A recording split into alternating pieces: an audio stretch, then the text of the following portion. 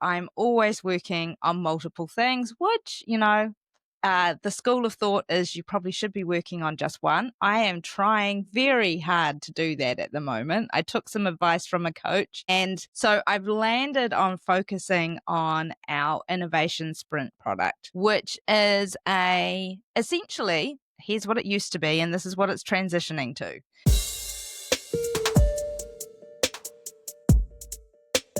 Hey, Sarah, how you doing? And welcome to a Founders Lab. Hi, Janet. It is fabulous to be here. I'm really excited about our conversation today.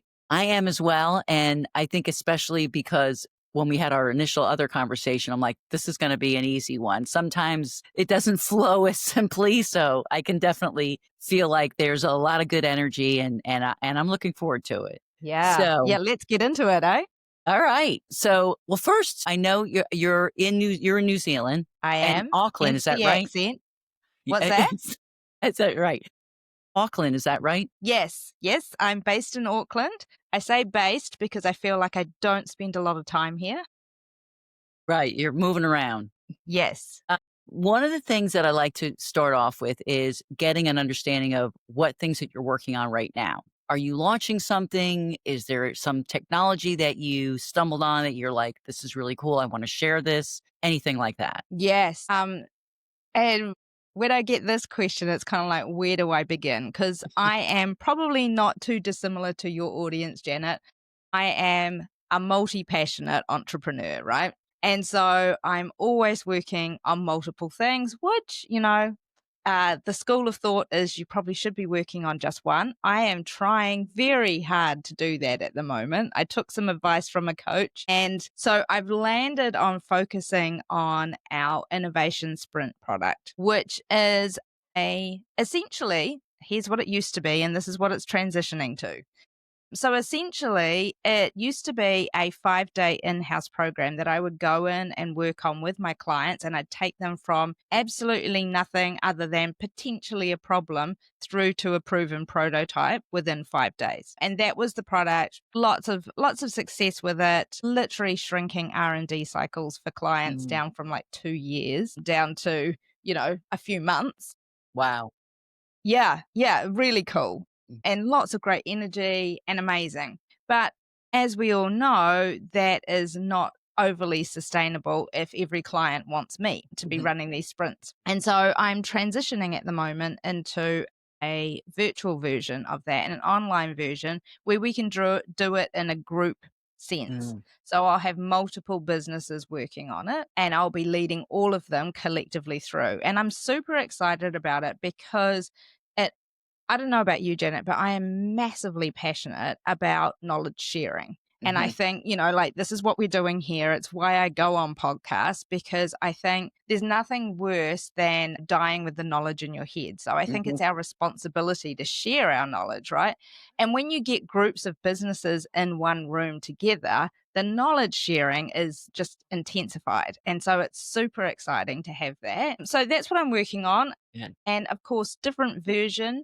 So it's an online version rather than a face-to-face version. There's lots of moving parts and we're in kind of the launch sequence at the moment. So we're busy That's exciting. promoting.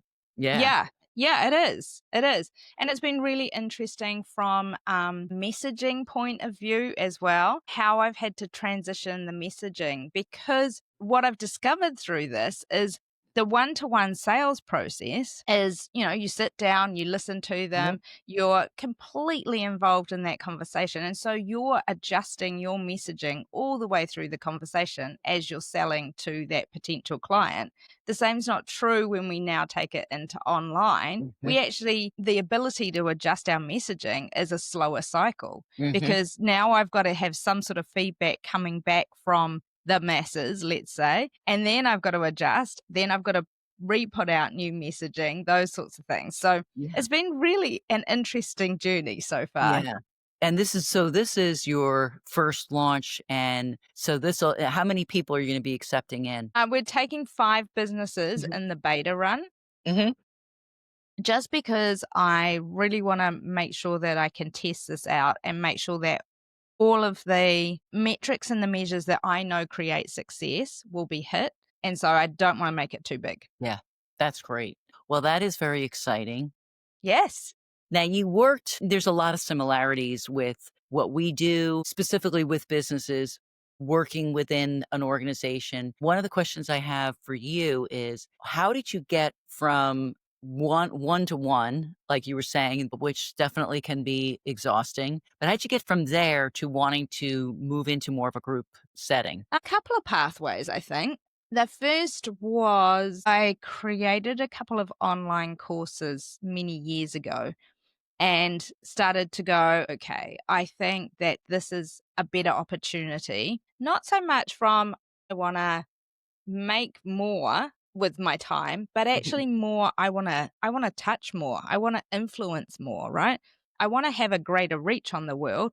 And as you mentioned at the top of the podcast, I live in little old New Zealand, Mhm. which for those of you who don't know is the bottom of the world, right? And so, it becomes any time I need to go anywhere, like say I want to come to the States, I can pretty much kiss goodbye 30 hours to travel to the States, right? So that becomes a little bit insurmountable. The same is true if I want to go to Europe.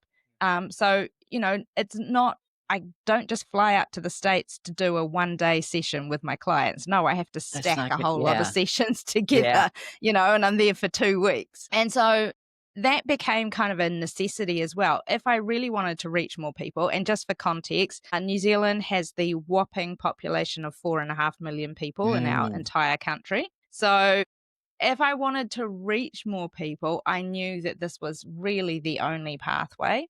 Yeah.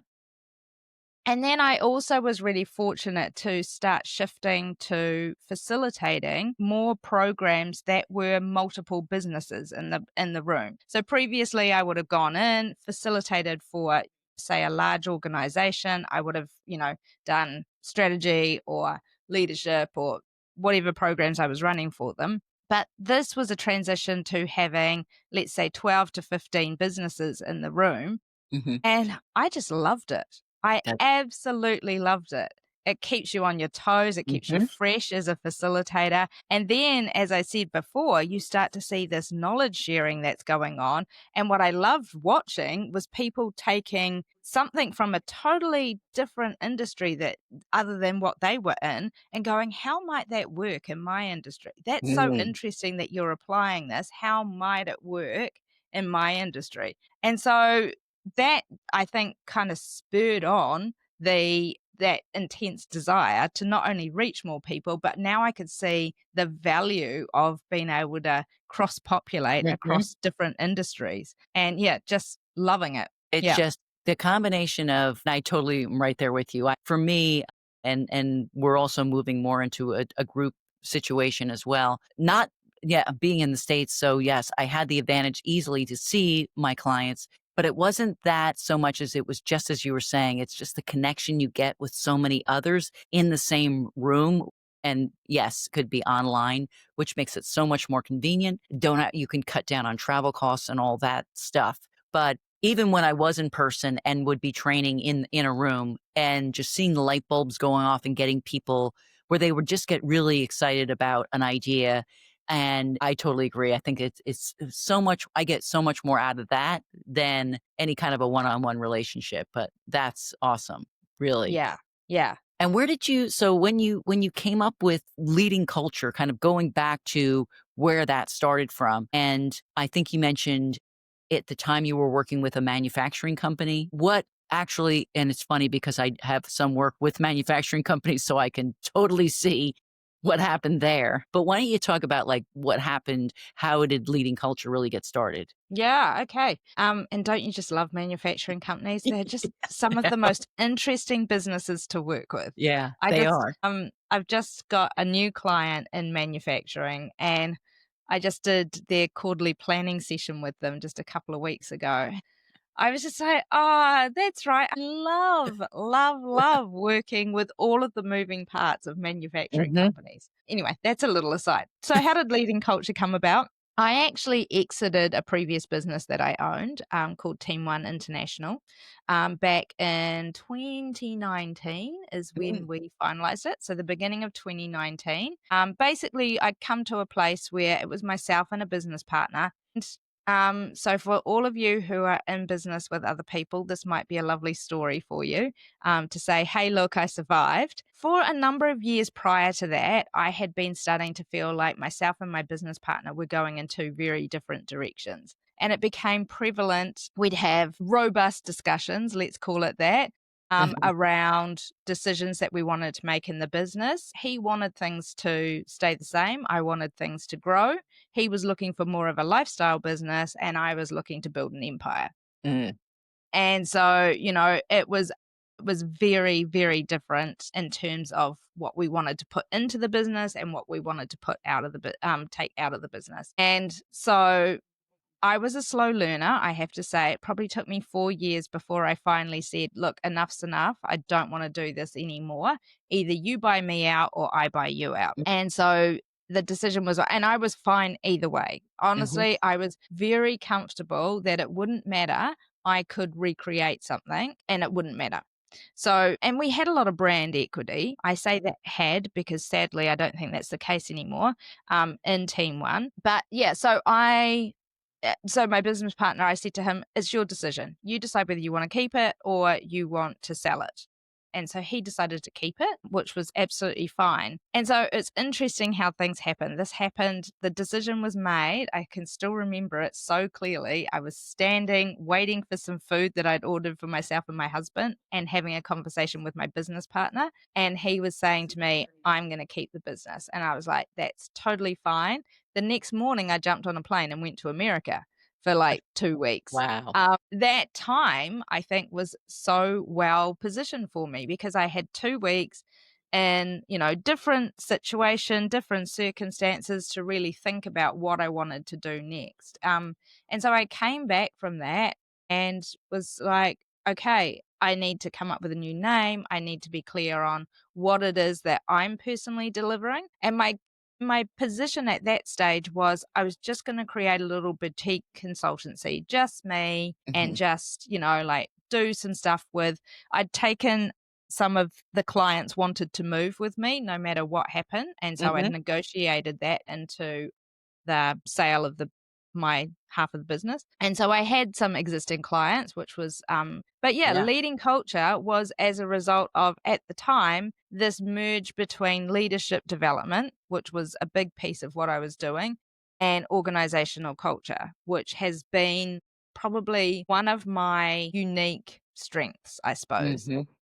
is really understanding organizational culture. And so we developed this whole concept around lighthouses and, like went all crazy Yeah. on how we created leading culture. And we've since just recently, we've just done a whole rebrand on the whole thing. So, That's um, great. That's yeah. awesome. Yeah. So just, yeah, we've been through quite probably the last year really going, who are we? Who do we serve? Mhm. What are we doing here?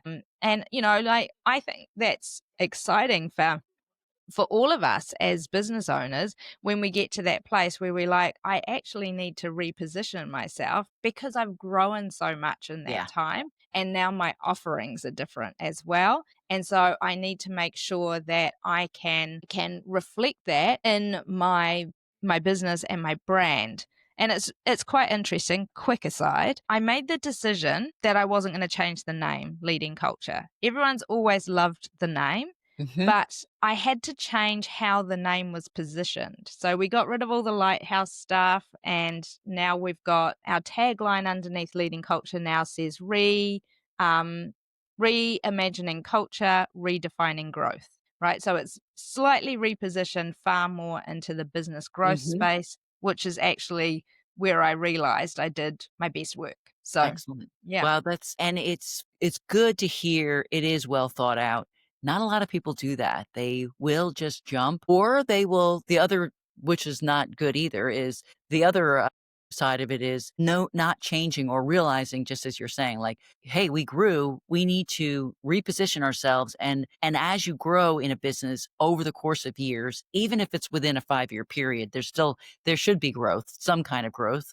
And with that, and also it doesn't hurt that this is what you do too. So kind of turning the spotlight in on your own business is definitely an advantage for sure. I totally agree. And I think, for those of us that are business owners and founders, we should be asking those questions of ourselves all the time. Like, how is my business different from how it was last year? Am I still reflecting what it is that we do? Because I can guarantee you that I'm sure your listeners are the same as me. You go into your hard drives and your, computer files and stuff, and you find these old, dusty, cobweb filled, documents and stuff like that, that we're still putting out. Hmm. Like we're still sharing with customers and stuff like that.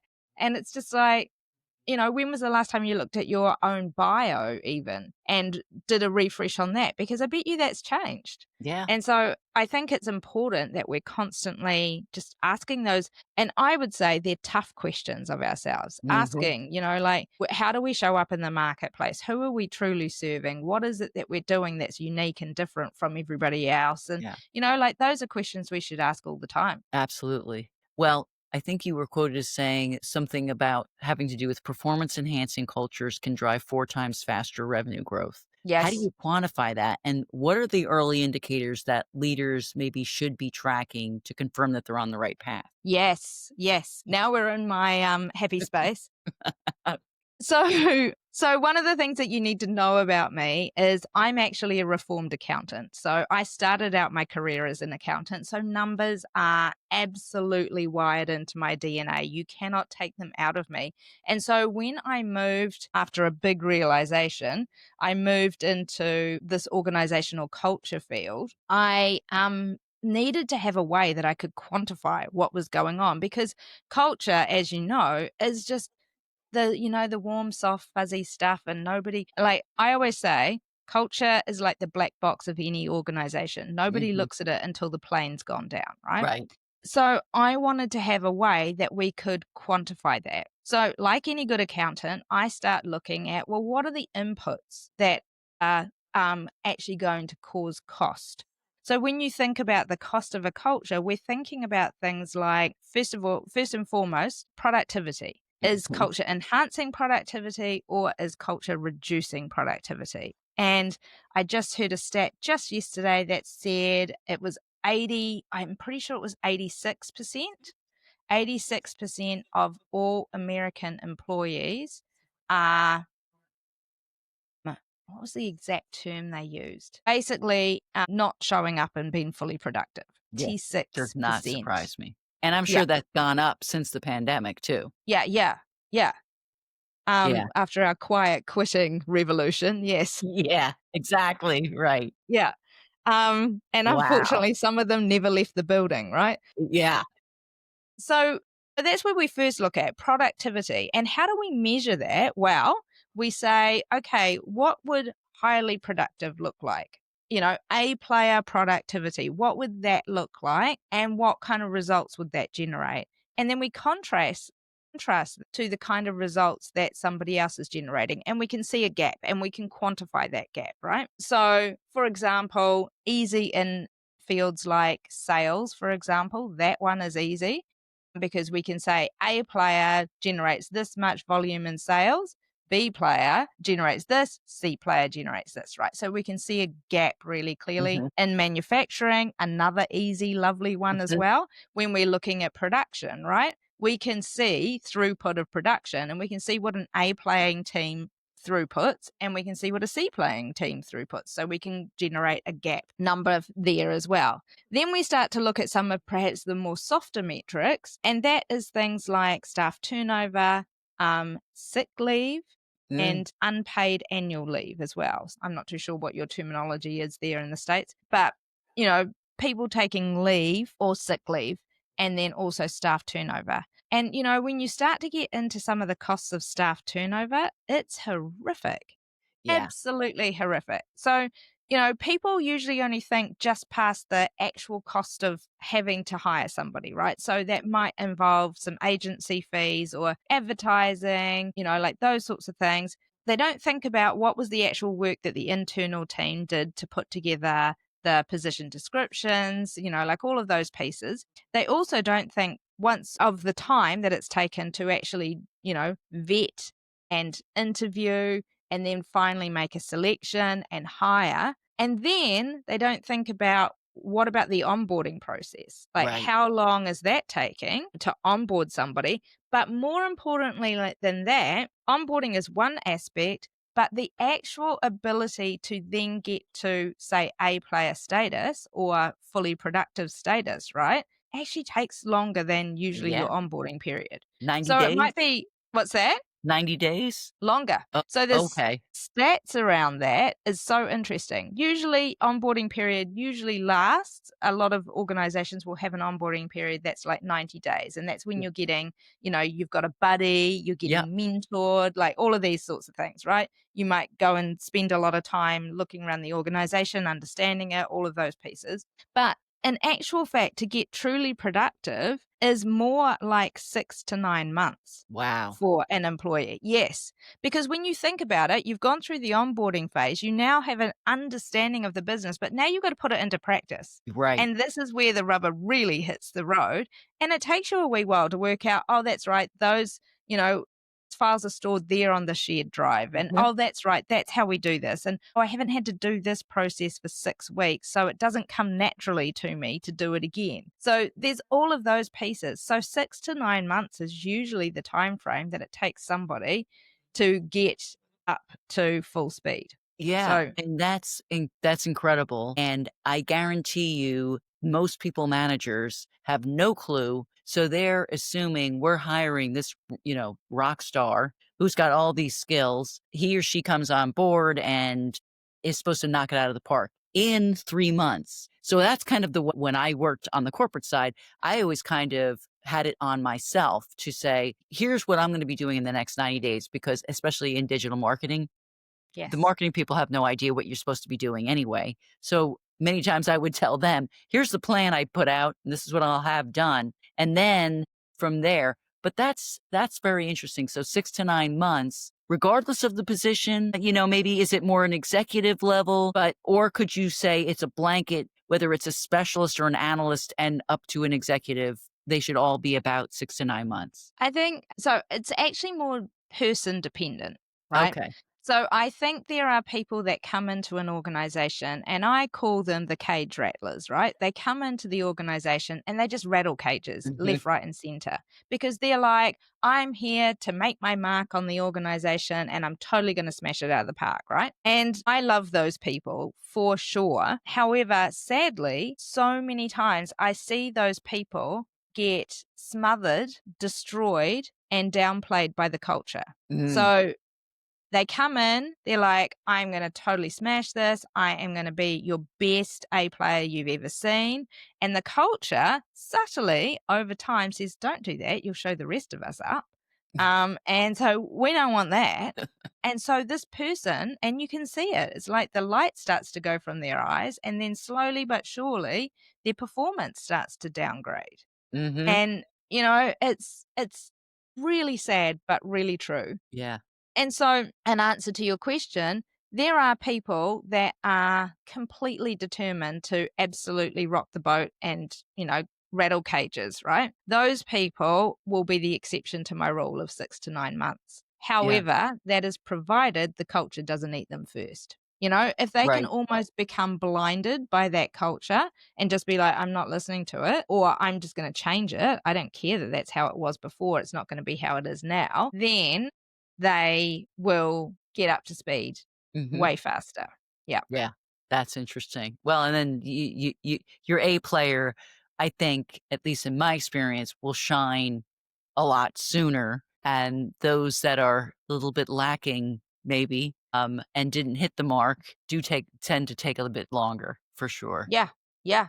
It's Yeah. interesting. And so you have to think, as a business owner, you have to think about, well, what is the culture in Hmm. our organization? No matter how big or small your organization is, you still got a You saw, culture. right? What is the culture? Because sadly, and it's been why I've had as much work as I've had, most organizations do culture by default rather than culture by design. And so they're just allowing the culture to be rather than truly thinking and observing and shaping the culture.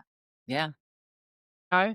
And so, I've seen a lot of really great people go into organizations and leave 6 Hmm. months later because they're like, "I'm done with this. This is not going to it's not gonna satisfy me. These people aren't working at the pace that I like to work at. They're not challenging themselves enough," like those sorts of things. And so the good people, and this is an indicator for organizations, if you're losing great people, that is an indicator of your culture. Yes. Yes, absolutely. Well, they'll always say, people don't leave the organization, they leave the manager.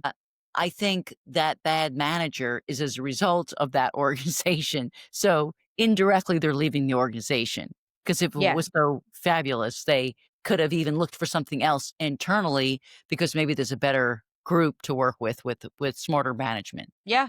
And I always say human beings are Yes. incredibly tolerant, right?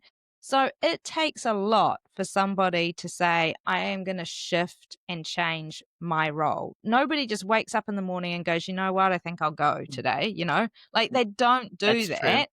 They will tolerate a lot. And, maybe today it's going to be better. Maybe today it's going to be better. And so by the time they've actually decided, yeah, I'm going to look for another role, then they have a whole lot of dentist appointments and doctor appointments that they suddenly have to go to. Yeah. I thought I was the only one that did that. I guess Yeah. everybody does. Yeah. Yeah. So that can be like a 6 to 12 week Right. process. Meanwhile, they're literally, mentally checking out of the organization. So Mhm. you've lost a lot of productivity there, Yeah. and then they're moving on. Yeah. Yeah. Well, so today's algorithmic automation and remote first teams, how do you get your message across to the right stakeholders and then guide them through the process of adopting that culture first mindset in a way that would actually stick? Yeah. It's a tricky one, and to be really honest, the fastest route to it is when they've felt the pain. Hmm. Because when they felt the pain of losing a top person, or they just know something's off. Something doesn't feel right here. The organization isn't moving at the pace we'd like it to, like those sorts of things. They've felt the pain. Yeah. And so then once they've felt the pain, it is easier to say, did you know there is a way that you can resolve this? Because surprisingly to me, there's a lot of organizations out there that don't realize that there's a way to solve it. They just think that it is what it is.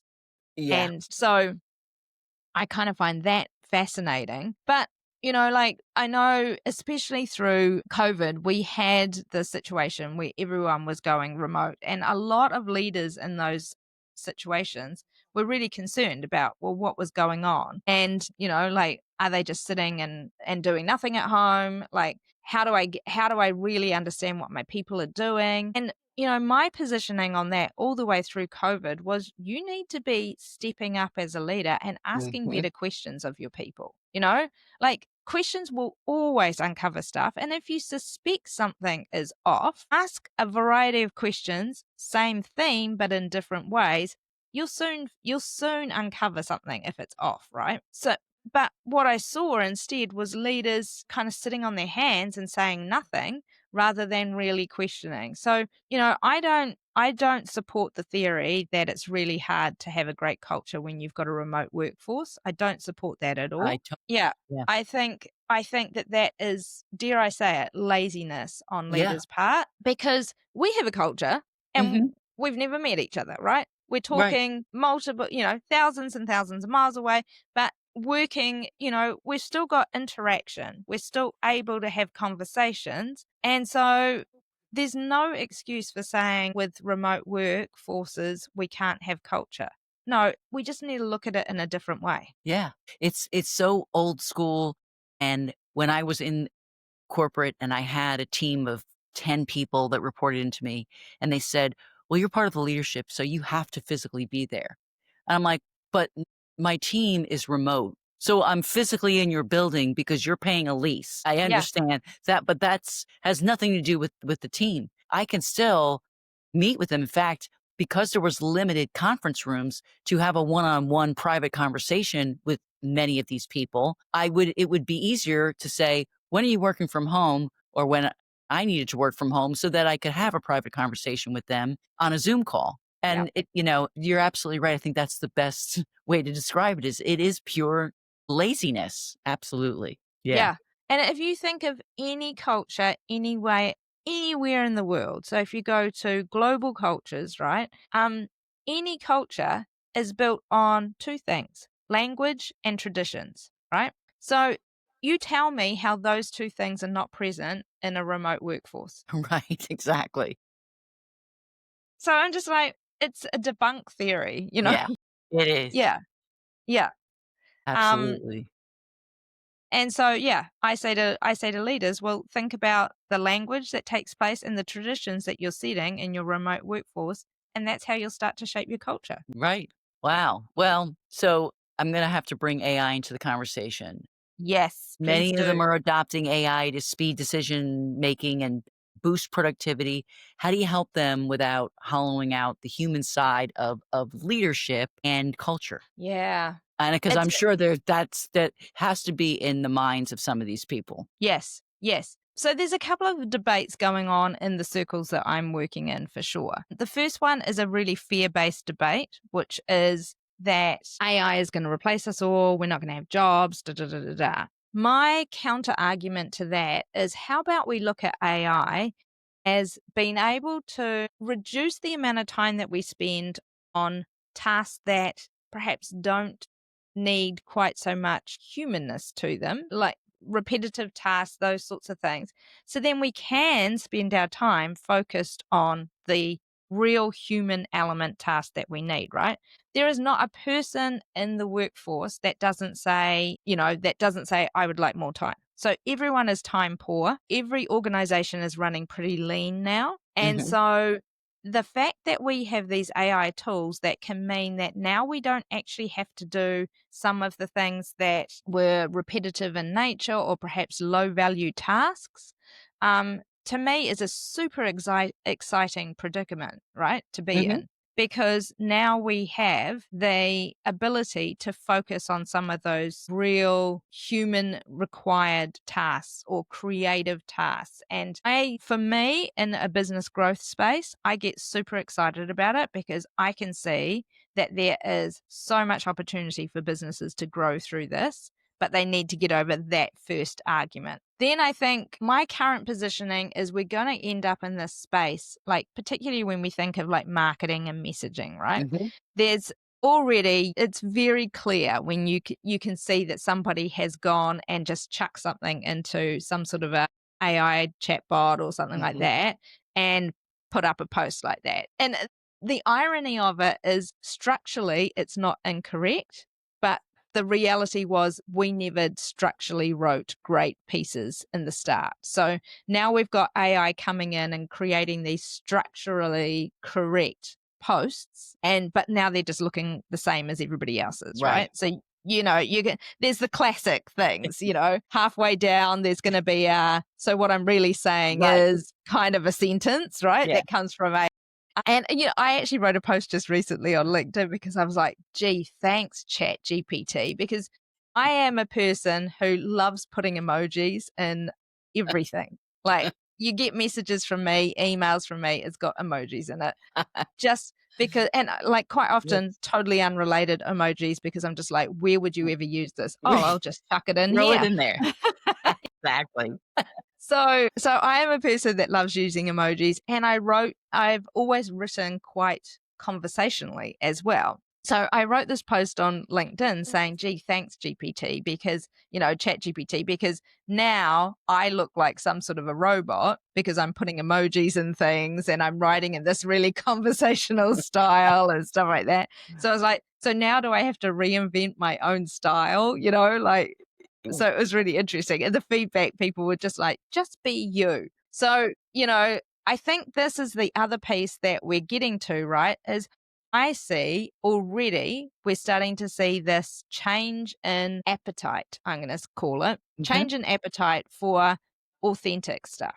Not we've been through this phase and it's so interesting how fast we got over it. Like people are totally over messaging that's just created by, chat or Claude or whatever Right. you're using, right? And now they're looking for this imperfect, authentic, transparent kind of messaging. Right.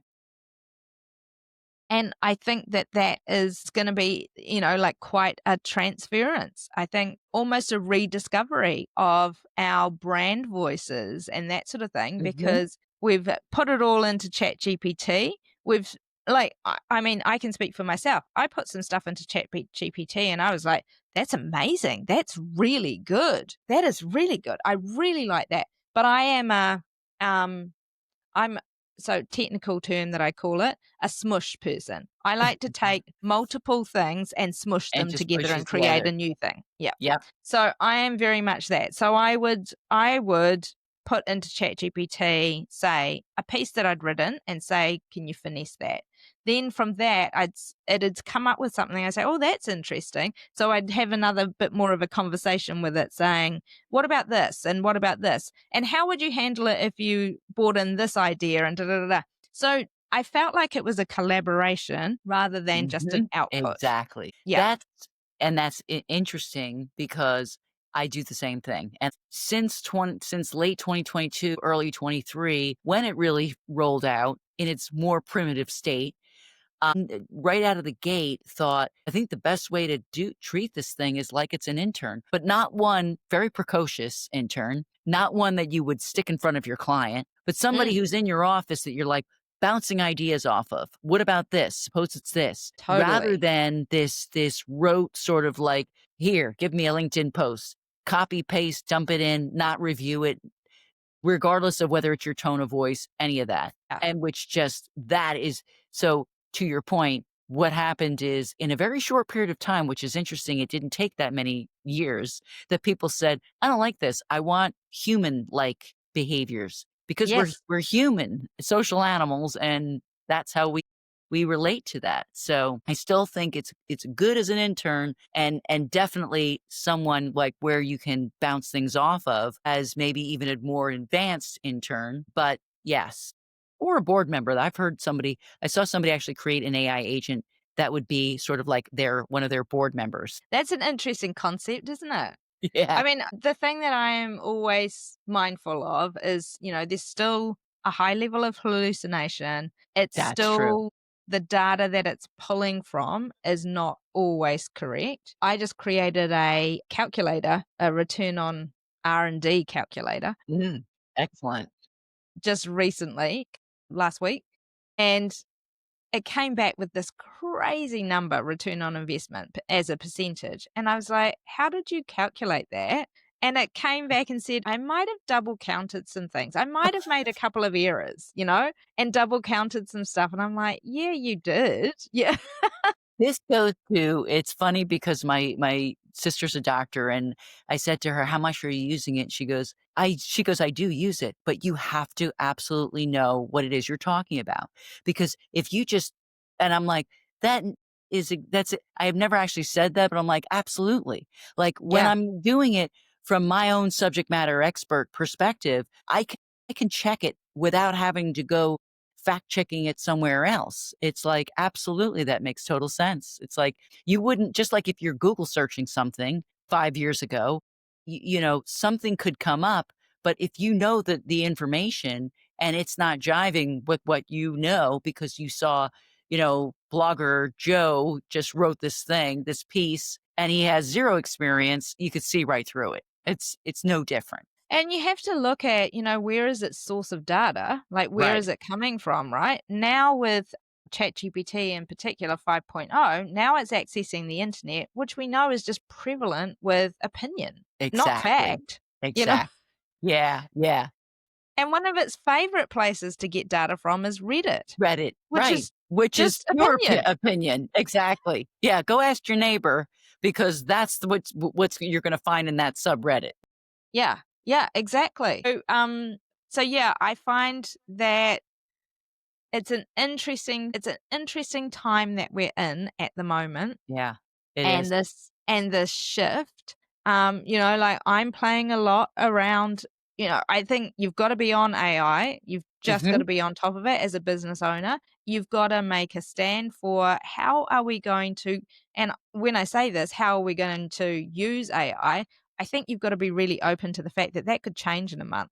Yeah. Because it's moving so fast. Like I always encourage my clients to create living strategy, we call them, because we say, the days that used to be around where, when I was first doing strategy, we would set strategy for 5 years. You Hmm. know, no way would you do that now. Like never. What's going to happen in 5 years' time? None of us know that. It's not a linear kind of a thing. We're in exponential kind of territory. Absolutely. And so we can't set strategy for 5 years.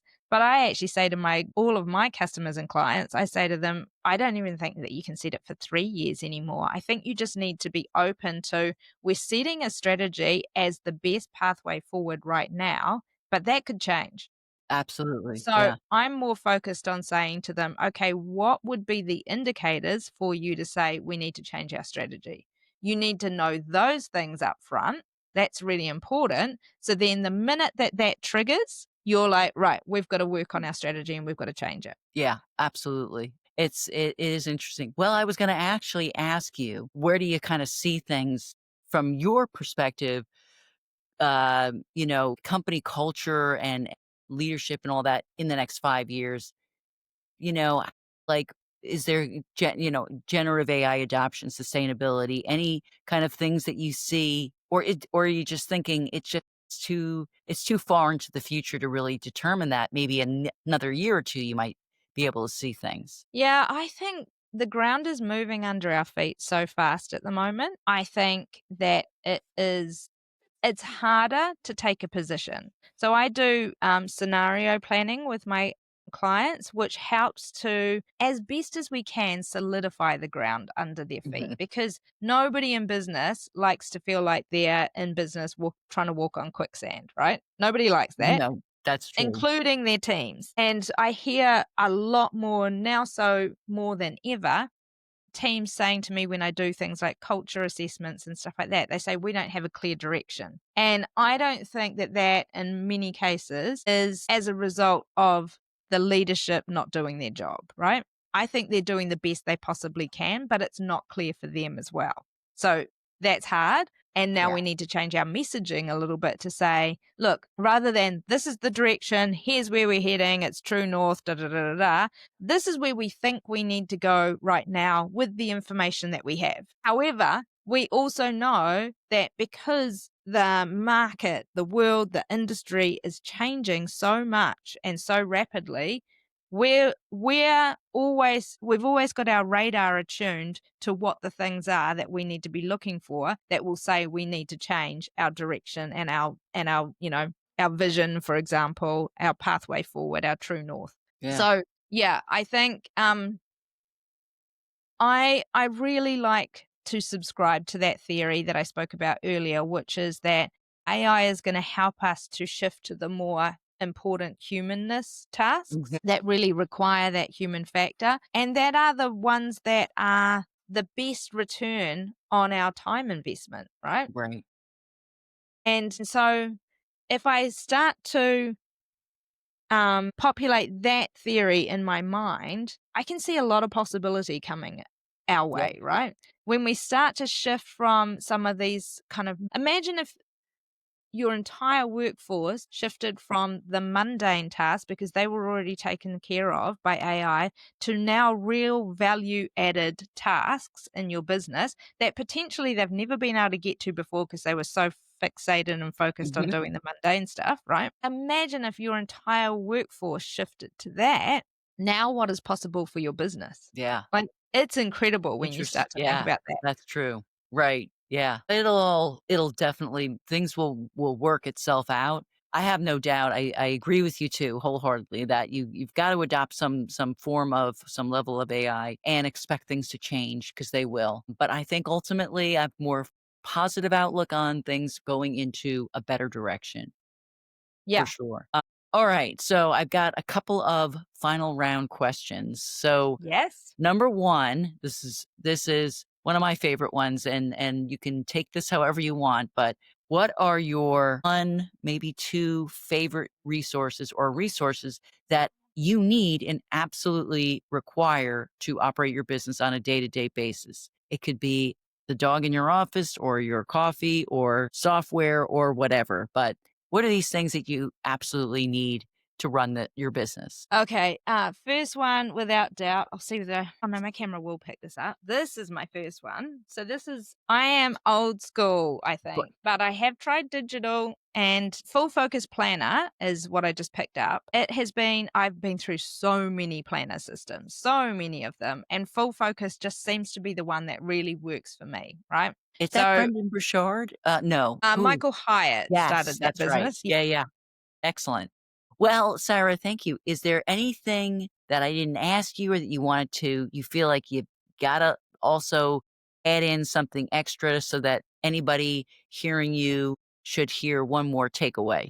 Wow. I think, a thought that I'd love to leave people with is as founders of a business, we are in such a privileged position. The vision of my organization, Leading Culture, is to grow great businesses because I know that that then grows economies and makes the world a better place. And I think as founders, sometimes there are days that are trickier than others, right? But we always need to think about the fact that we are out there making the world a better place. Like in our own little corner of the world, we're doing our thing that helps to make the world a better place. And so, I guess that's the big thing I'd love to leave people thinking about. That's perfect. That's great. And if people want to get in touch with you, where's the best place to go? www.leadingculture.co.nz is my website. You can also find me on LinkedIn. I'm Sarah T. Williams on LinkedIn, and at Leading Culture on all the social platforms. Yeah. Well, thank you, Sarah. I'm going to make sure that I put those into the show notes so everybody can find out how they can actually get in touch with you. And thank you very much. This was a lot of fun. Yeah, it's been a pleasure. Thank you for having me.